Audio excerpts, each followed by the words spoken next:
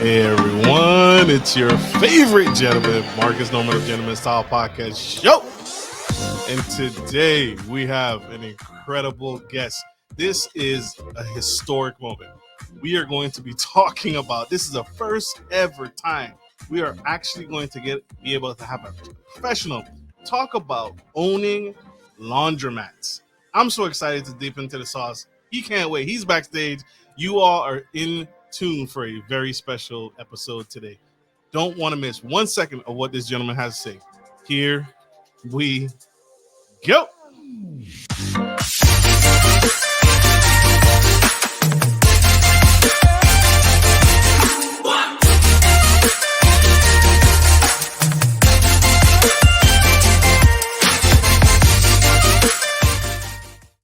Hey everyone, it's your favorite gentleman, Marcus Norman of Gentleman Style Podcast Show. And today I have Mr. Jordan Berry backstage.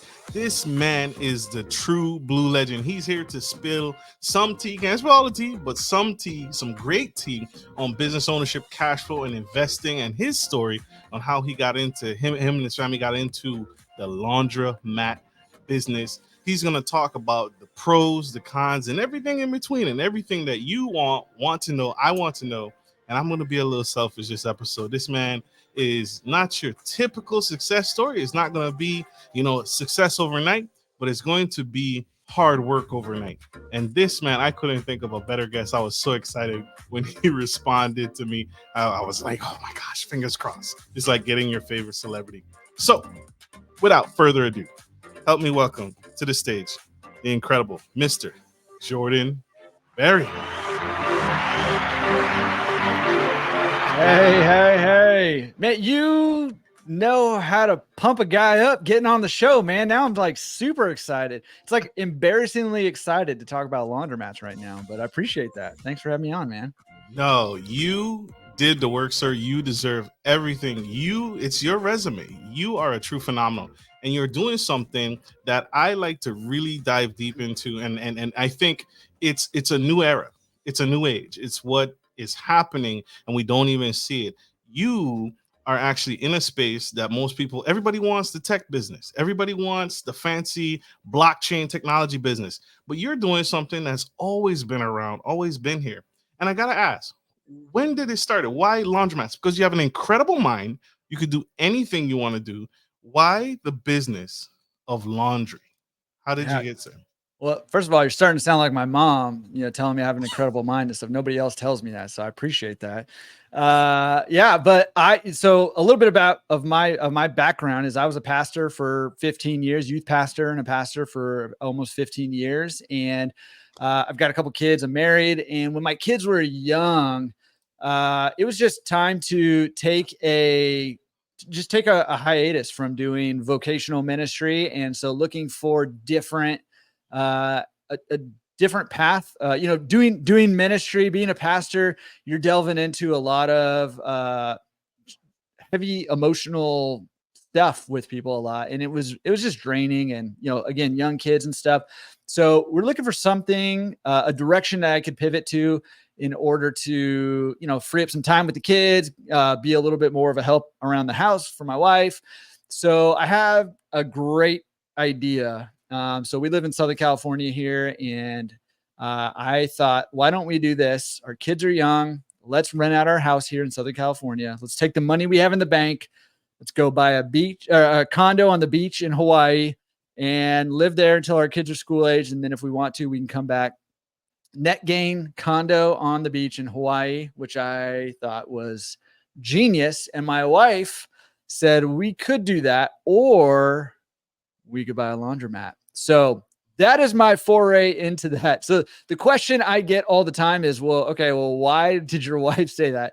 And it's funny because if you knew my wife, you would know this is like the last thing you'd expect from her. However, her family had a family friend who he worked a high paying tech job in San Francisco Bay Area and but was working 70, 80 hours a week. And he bought a laundromat and replaced his tech income and was working 5 to 10 hours a week. And that just sounded really awesome to us. And so that was the plan. However, it did not go that way, and I'm sure we can get into that if you want to. The goal was money coming in, very little time investment. It ended up we lost money for a long time. I was at that thing all the time trying to figure out how to get this thing turned around. So exact opposite of what we were hoping for, but that was the goal behind doing this thing. Absolutely. Shout out to your wife first off. Right. Let's give her flowers. Yes. And so we're going to touch on the laundromat, but you did something unique and almost unheard of. You were pastoring, right? And then you went into laundromat. So Yeah. did something happen there? What caused you to transition and leave ministry, or are you still in ministry? Yeah, so I mean, we're still involved in church and stuff. It's just not my vocation, not my job anymore. And nothing necessarily happened. It was just time to make that transition. It was time to, like I said, young kids, and I spent a lot of evening hours because we had stuff going on in the evenings throughout the week. I was traveling quite a bit because we'd be doing different things kind of all over the country, all over the world. And, it was taxing, and especially with 2 young kids and all that, and especially on my wife. So it was just time for that transition. So that's why I transitioned out. And actually I transitioned out before having any plan, which was a little scary and probably not the smartest thing. And I also transitioned out without any knowledge about business ownership, real estate, which is probably why things didn't go well early on. It's definitely why. So was you were pastoring, your wife was working or not, or Ye you was supporting the household? At the time, she was stay at home. My wife is a teacher. She's a special education teacher. But at that time with our young kids, she was a stay-at-home mom. Absolutely. And then when you left ministry, did that change, or you still continue to work hard to support her to stay at home with the kids? Yeah, so for a while, it didn't change, but eventually she did go back to work. When the kids started going back to school, she went back to teaching until this year, actually. And this year she's not teaching anymore for the first time since then. Congratulations. Yeah. That's huge. That is different and that's unique. And so what happened? Did you buy a franchise? Not a franchise. Did you buy a laundromat? Did you buy a franchise laundromat, or did you build one from scratch? When your wife came with a fabulous idea, which Mhm. path did you guys take? Yeah, so we ended up buying an existing laundromat. It's what we call, and I now know this, I didn't know this at the time, but it's what we call in the industry a zombie mat. It's basically a fixer-upper laundromat. Half the machines don't work, half the lights don't work. It's what a lot of people think of when they think of laundromats, actually.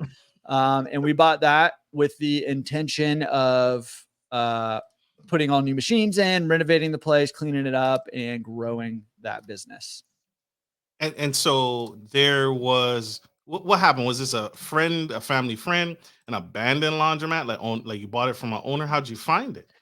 So we kind of classic what a lot of people do. I looked on Biz whatever. So they're all Biz Buy Sell, Biz Bin, Biz something, right? One of the Biz sites, and found a laundromat for sale. And I reached out to the broker. That laundromat ended up not working and working out, but the broker was like, I have this other laundromat, and it was the one that we ended up buying. So he directed us to this other laundromat, and we bought it and went for it.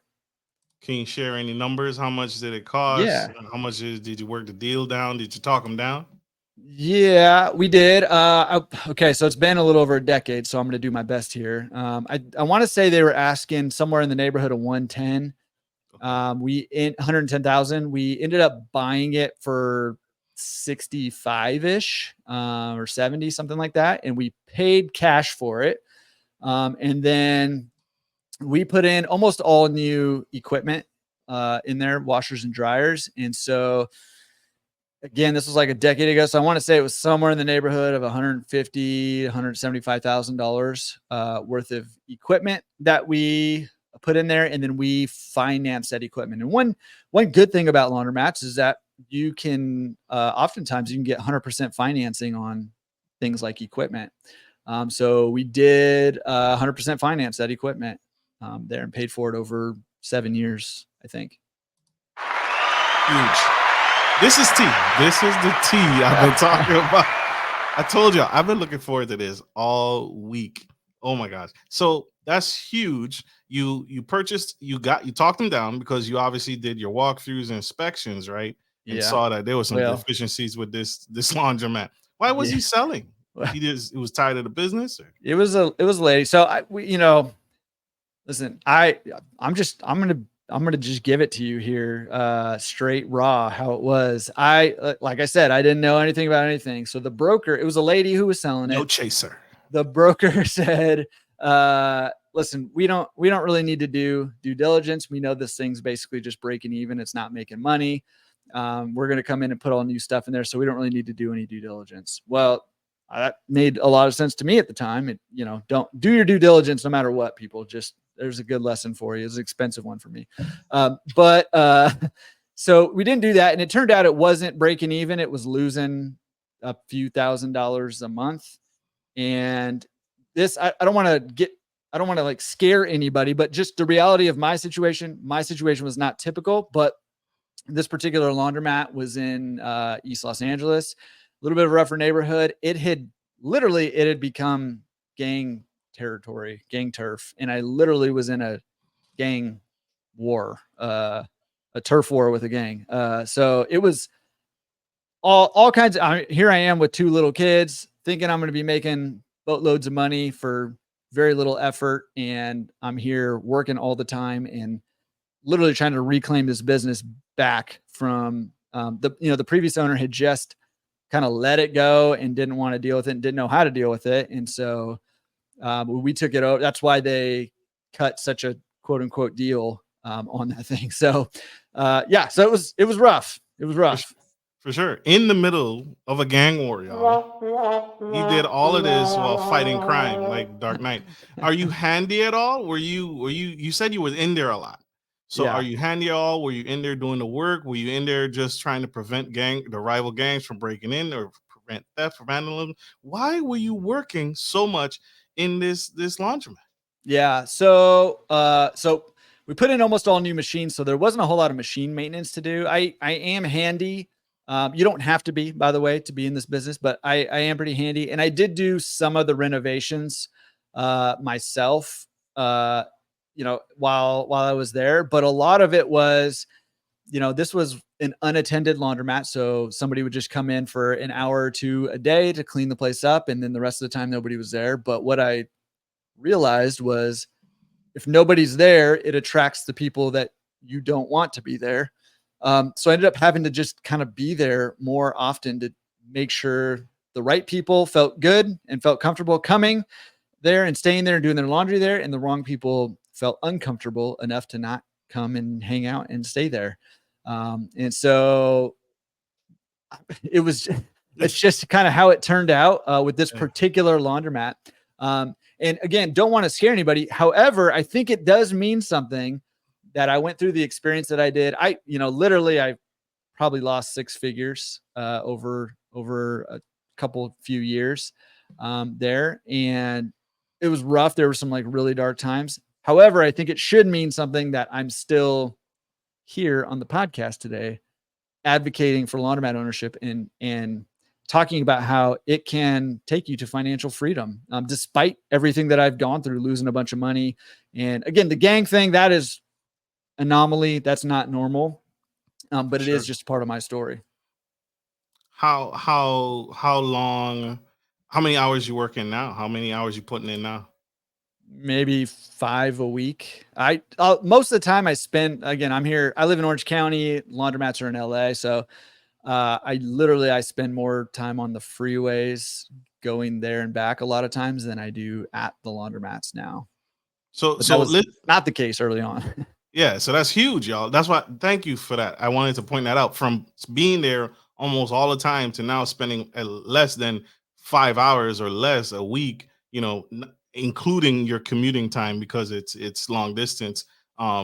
Property management. Why laundromat versus real estate? Right. All the gurus talk about real estate, the Grant Cardones of the world. Now you're the Grant Cardone of laundromat resources.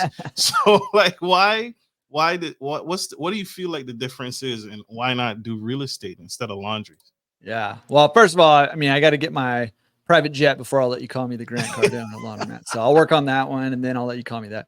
It's coming. It's Yeah. coming. So I invest in real estate. I love real estate. I think that real estate is a great investment vehicle. However, a lot of people are looking for financial freedom.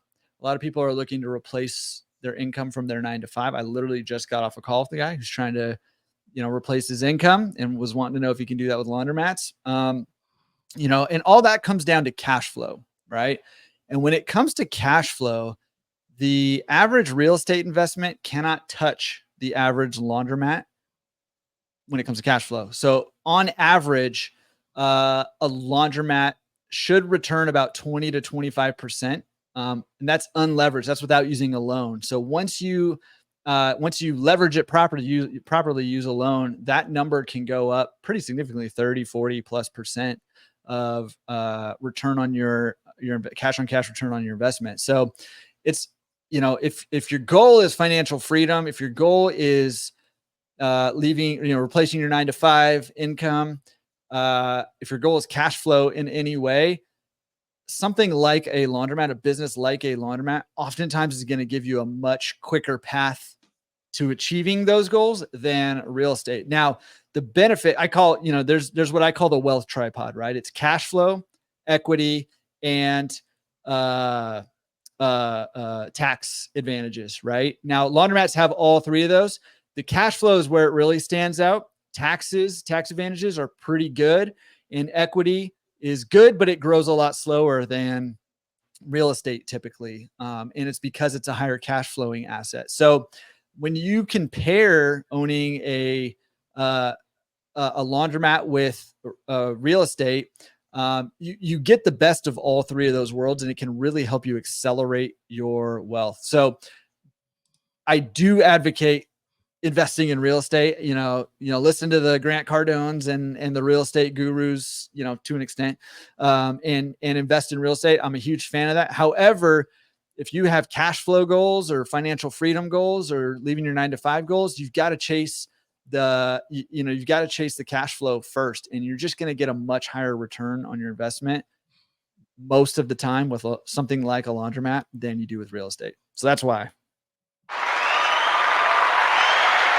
This is juicy. When I tell y'all, this is so good. So I want to stay right here for a second, right? Because we got the grand poobah right here of laundromats and spilling the tea on Gentleman Style Podcast Show. You can get this on iHeartRadio, Apple iTunes, Spotify, Ghana, Facebook business page, Audible. We are everywhere you get your podcast, and we have the grand poobah, Mr. Jordan Berry, here today on Gentleman Style Podcast Show, spilling the tea on what his experience was. So give me some skin here. What was the laundromat when you first bought it? Was it coin operated? Did it have pickup drop off services? Can you give us some image of what you bought and what it is today?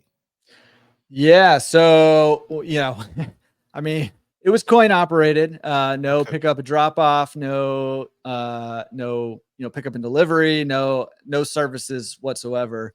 And when I first bought it, it was run down, broken down. Most of the machines didn't work. Most of the lights didn't work. It was dark. It was dingy, different mismatching wood panels on the wall. And probably homeless people sleeping on the benches. So that's the laundromat that I bought. We put in new machines. We redid the flooring. We redid the lighting. We, redid the folding tables, all that stuff to try to make it a lot nicer. And adding payment options is huge, right? Like giving people different options to pay. So having an option to pay with a card or an app payment it's massive. And a lot of laundromats have typically tried to stay cash businesses because there's perks of having cash businesses if you choose to use those. Some of them are legitimate and some of them are not legitimate. And I don't recommend using the illegitimate ways of avoiding taxes with a cash business.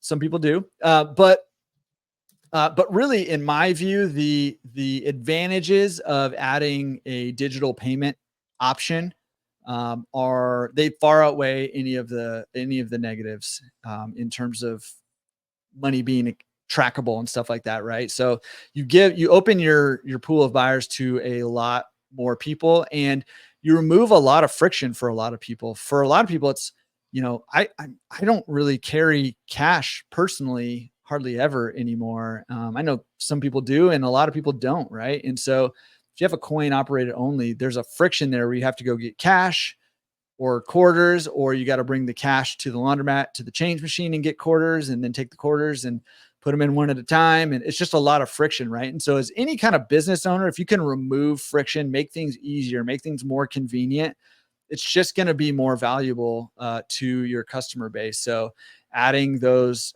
is huge. For a while, I added a pickup and delivery service.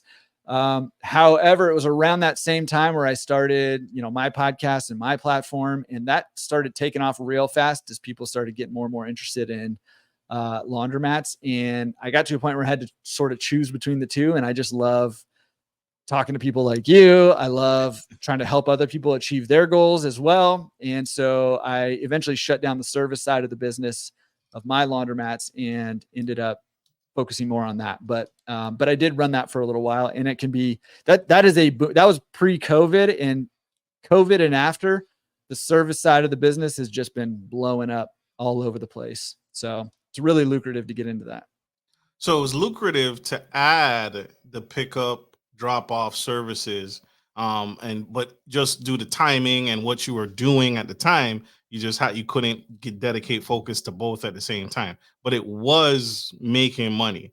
And did Oh you yeah. add anything else like an ATM, soap dispensing? Did you offer clients soaps and dryer sheets to anything like that to bring in some addition, like a gumball machine, anything? Yep.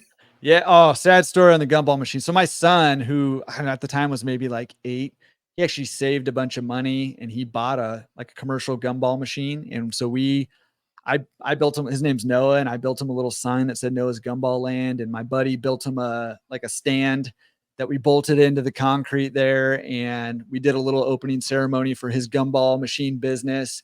And literally that same night, somebody broke into the laundromat, tied a strap around the stand and around their truck, and pulled that sucker out of the laundromat. And day one, that thing was gone. It was super sad, super hard lesson my son had to learn at like 8 years old. But again, I was still struggling through, rehabbing the reputation of the laundromat, which turned out to be more difficult than I anticipated. But again, not to unique situation, not typical.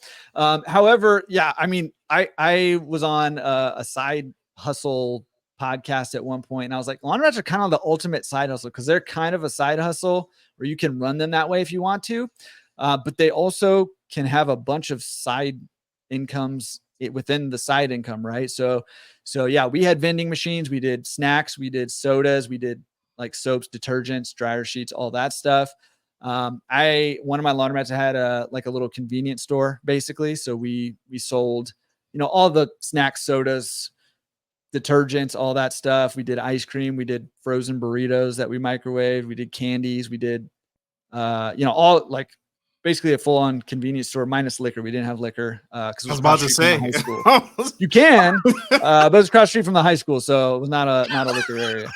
I'm going across the street to get. That's right. That's right. I don't want to deal with that.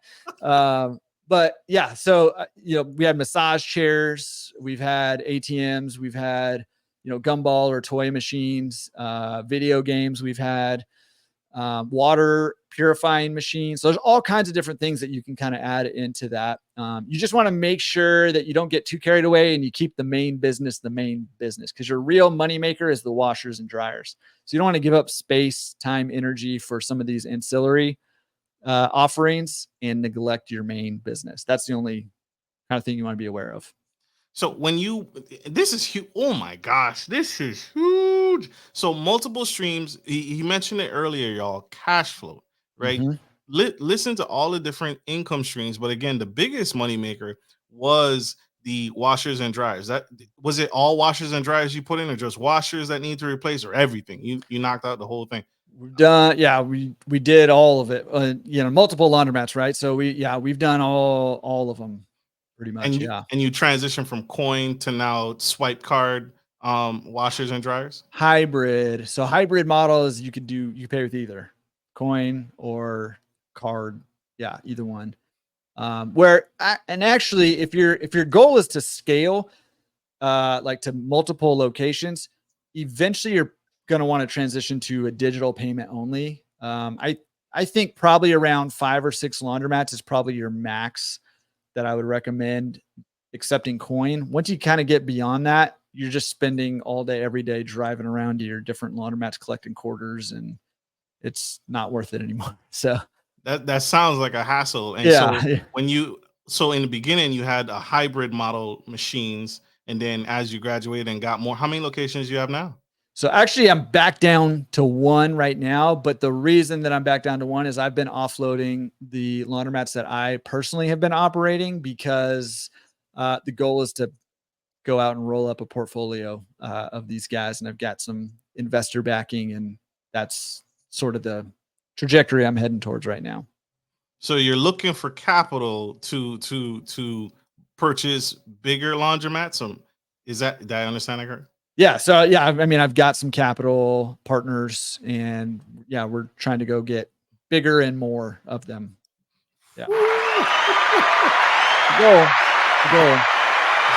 Speaking of cash flow, y'all. Speaking of cash flow, we gotta go to a quick commercial break. We gotta pay some bills, pay our sponsors. Don't go anywhere. Stay tuned. Stay with us. We'll be right back.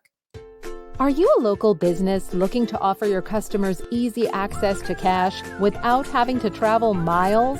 We're here to help. At Norman Legacy Investments, we provide free ATMs with free installation that provide a suitable investment for your business. Even better, we offer you some profit sharing and handle everything from start to finish. Just reach out to us today to schedule a free consultation.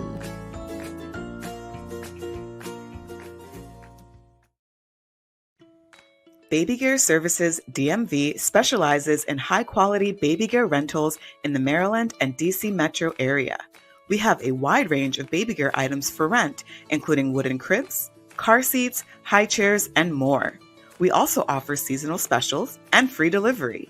Our prices are very versatile to cover every budget. Wooden cribs start at $17 a day, high chairs and even car seats start at $5 a day. Check out our website, www.bgsdmv.com.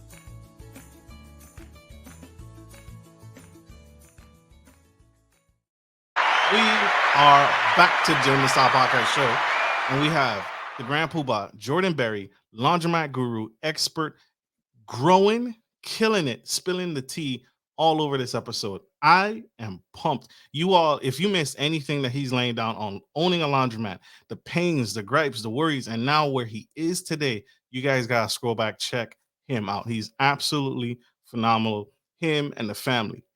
Sir, I want to ask, how did you balance family, right? Because you're raising a newborn, you got your wife, right? You guys are transitioning, you guys are moving. How did you balance your time? Because as entrepreneurs, I think we struggle with that a lot, is how balancing time and family together. So what's your secret, sir? Again, I mean, listen, I'm just going to keep it real with you. Early on, there was no secret and there was no balance because I didn't know what I was doing. And I was just throwing my time at the problem because I didn't know what else to throw at it. So early on, I mean, there really was no secret, and there was probably very little balance there. But over time, as I kind of started to get a hold of the business and get an idea of what it means to own and run a business and to be an entrepreneur, to be an investor, to be a business owner, I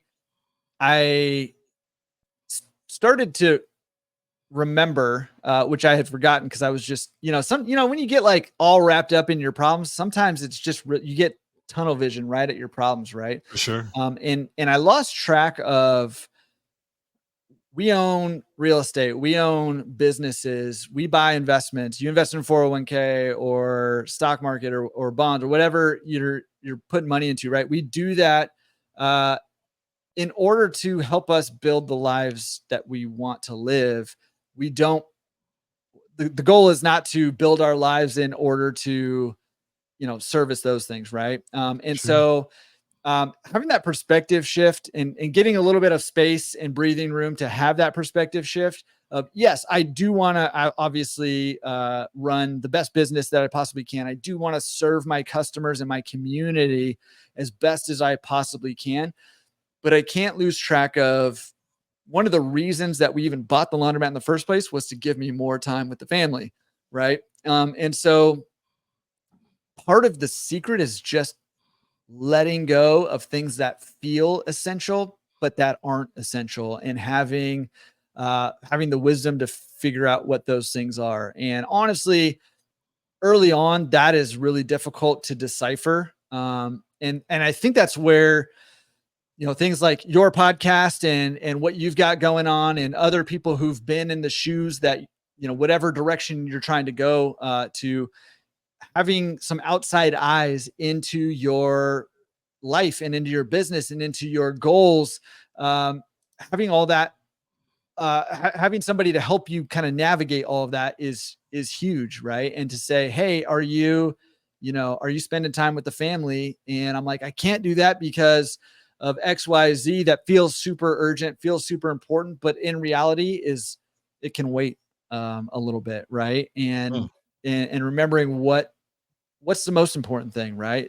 God, family, friends, and our businesses are up there, but it's on a different level than the important people in our lives. So For sure. It sounds like your wife really, really supported you, right? Because I don't think most women could handle that time away from home. But it sounded like your wife really understood the mission, and it sounded like you did a great job in reminding her, hey, remember why we started this. Remember what the goal was, why we did this. So yeah. And super. yeah, no, thank you. And I mean, listen, again, not to sugarcoat, like we had some difficult times, and being an entrepreneur, being an investor, it can be tough, man. It can be tough. It can be lonely. A lot of our friends didn't really understand the problems we were going through, and that feels isolating. But having a commitment with each other, to each other, and to sort of the goal, I think is vital. Because if one person is not aligned with that, it's just going to be difficult when things get tough to navigate that, when you're misaligned with each other. So and that takes a lot of communication back and forth. Big facts. Big facts. You the first year, how long were you struggling and losing money? How long was that going on? More than the first year, More. probably. Yeah, probably 2.5 years. But a couple things about that. Again, not to scare anybody, because it's, again, not typical.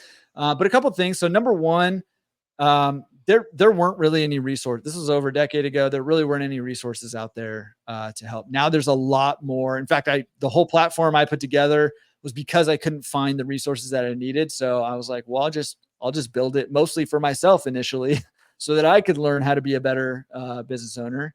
And No then, mentors, no books, no nothing. no, there really weren't any books. I tried desperate when I was losing money, and there's a stat that floats around out there. I don't know exactly where it comes from, but the stats that laundromats have a 95% success rate, and I was like, there is no way that I'm in the 5% that can't figure this easy business out. Like, there's just no way. I've got to like figure this thing out. And I reached out to a bunch of people, and there wasn't anybody out there who was willing, that I could find, that was willing to help me out. So it was a struggle. So that was part of it. Now there's a lot more resources. There's people, that can help. Obviously, like I do that, and our team does that. And helps people. There's other people that do that also now who are really great. There's a lot of content online now where there wasn't back then. The other thing that happened was when I started losing money, I did the exact wrong thing, and I turtled up, right? And money was going out.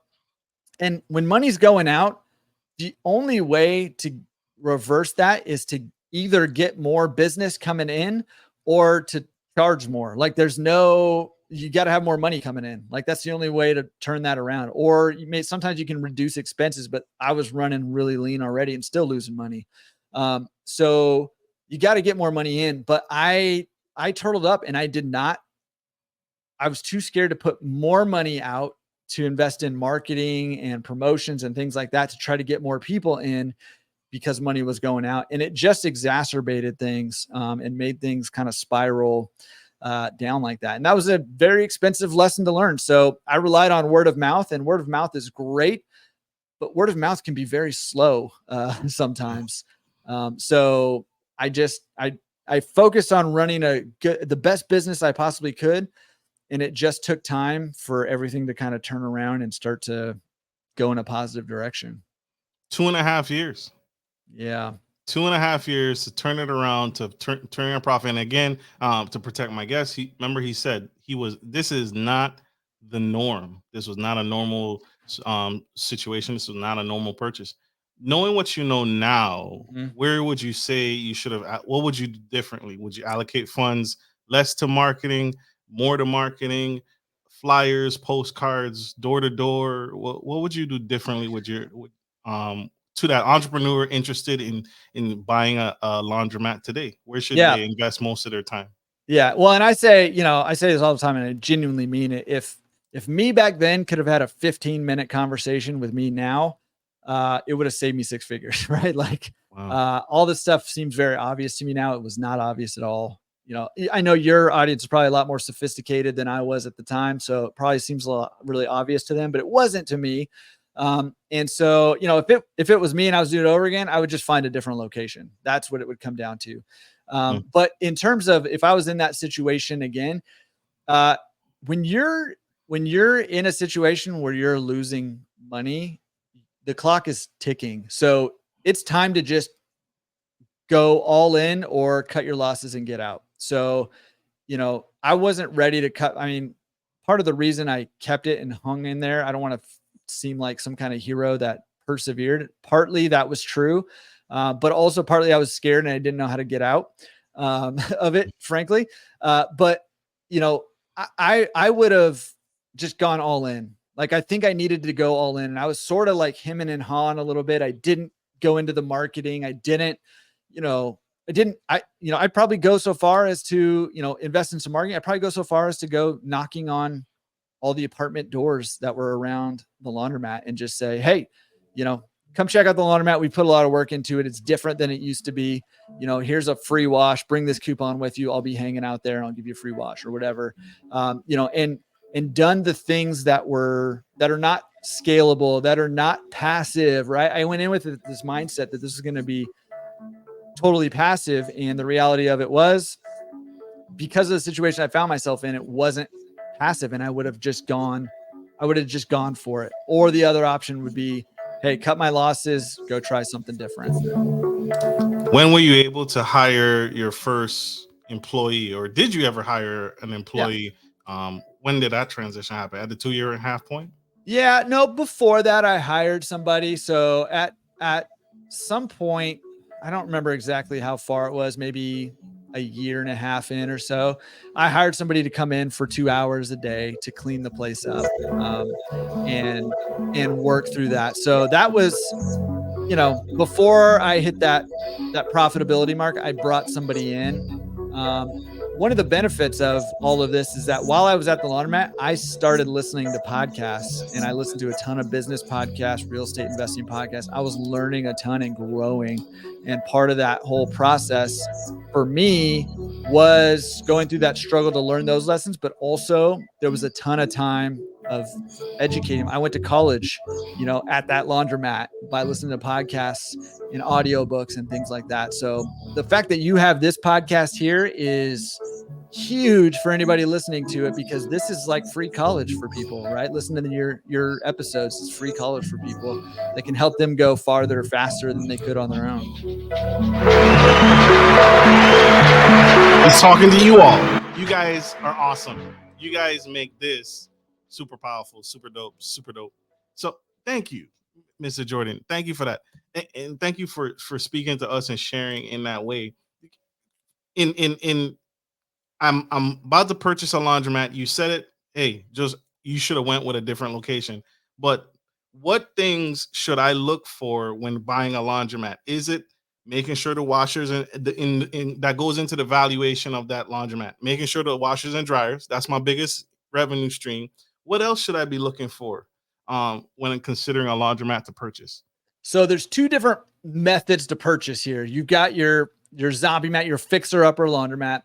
Typically, those tend to be at around, just as a rule of thumb, $150,000 or less.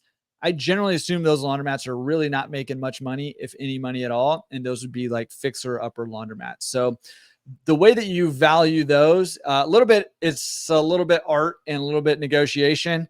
Obviously, you just want to get it as cheaply as possible and know how much work and how much investment is going to need to go in on the back end to actually improve that business, whether that's replacing machines or just deep cleaning the place and having a friendly face there. Sometimes it's just your employees that are driving people away. Kind of whatever the issue is with that particular laundromat.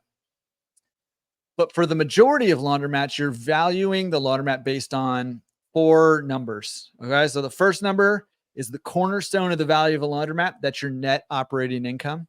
And just so we're on the same page, net operating income is your total income coming in minus your expenses going out, but before like loan payments, taxes, those types of expenses. So net operating income, that's the first number, cornerstone of the value of the laundromat. So to translate that to a valuation, you're going to apply a multiple to that laundromat. So today, what is it? End of August 24, early September 24. The average multiple is somewhere in the 4 to 5.5 times that net operating income. And that the where on the spectrum the multiple lies for a particular laundromat depends on the other 3 numbers. Okay. So we got the net operating income. Then the other 3 numbers we need are number 1, the age and condition of the machines. Number 2, how much the rent amount is. And then number 3, how many years are left remaining on the lease. So those 3 numbers help you figure out where on the spectrum between the 4 to 5.5 on average, the multiple is going to be, and you're going to multiply that by your net operating income, and that's going to spit out your valuation for you.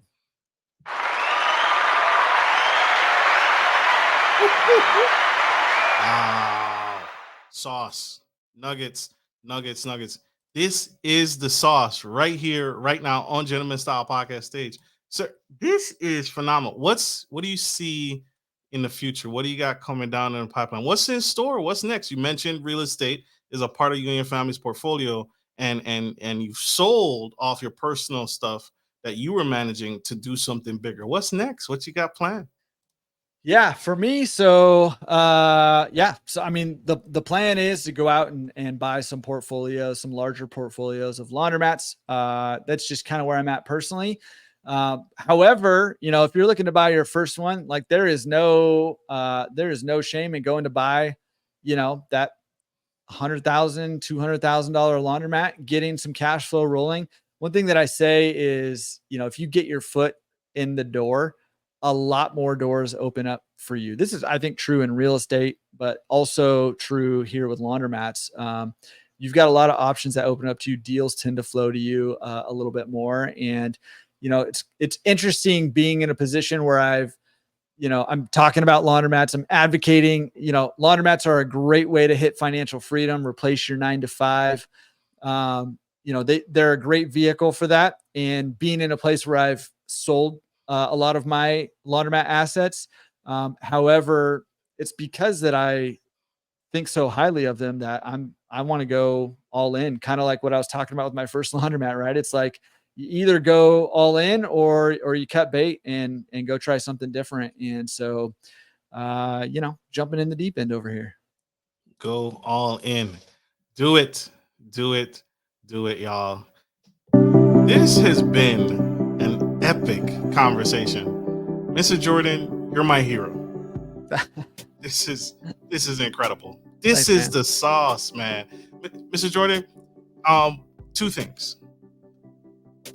That young girl, that young man out in the audience watching this right now. You shared so many nuggets, so much insight, so many tips. and they're tired of their 9 to 5. They're tired of doing that data grind, and they're willing to put in the year, the 2 years, the 3 years on themselves. What would you say to that young boy, that young girl right now, if their back is against the wall and they feel like there's nothing out there for them? What would you say to them? Yeah. Here's what I would say. Number one is there is something out there for you. There is a path for you. Are you going to have some adversity? Absolutely. And if you don't, you should be worried, because entrepreneurship, financial freedom, real estate investing, I mean, there's just going to be adversity. And if you expect that, then you're not going to be surprised when it happens, right? And I see a lot of people get frustrated when their expectations are mismatched with what reality is, right? So don't be fooled by it's going to be easy. It's not going to be easy, but it's worth it. And I say that coming through some of the darkest times of my life was when I was losing money, and that voice in the back of my head is like 95% of people succeed in this business and you're one who can't figure it out. Right. So that's one thing, is there's a path, there's a way, you can do it. You've got this podcast right here, this episode, but all the other episodes too, to help guide you find your vehicle, and a vehicle is just a vehicle. So pick one. And one thing I'll say,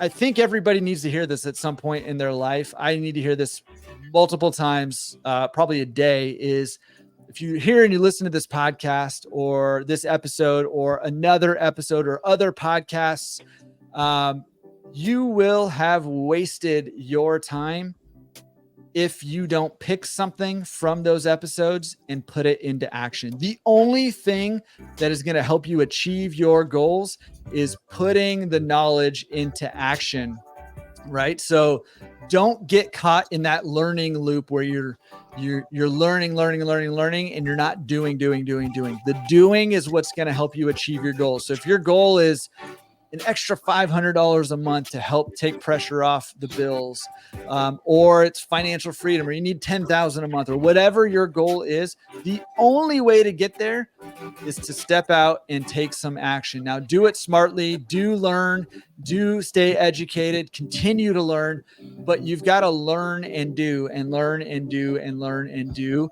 That's the cycle you want to get in, not the learn, podcast, and never do. So that's the biggest piece of advice I have if you're looking to achieve some kind of goal that has some sort of ambition behind it.